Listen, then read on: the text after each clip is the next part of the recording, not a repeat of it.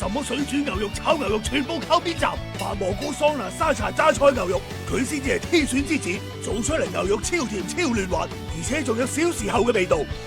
今日嘅部位係牛展，切開之後有好多嘅筋膜，好多兄弟姊妹平時去潮汕牛肉都中意叫呢個部位，而且呢個部位點樣煮都唔會柴。我哋將佢切成薄片，調味放一大羹生抽。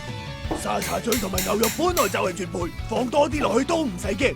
再嚟些少胡椒粉，少許糖嚟增加鮮味，再嚟啲生粉。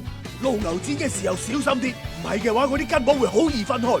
最後用油封面，油可以放多啲啲，我哋醃佢20分鐘左右就差唔多啦。白蘑菇係一種好健康嘅食品，同其他常見嘅菇類相比，佢有比較多嘅抗氧化劑，而且佢嘅嘌呤含量好低，價格又實惠，食幾多都冇負擔。平底鍋裏面放少啲油，呢一種餸最好就係用平底鍋，只要係平底嘅鐵鍋或者不粘鍋就好好用。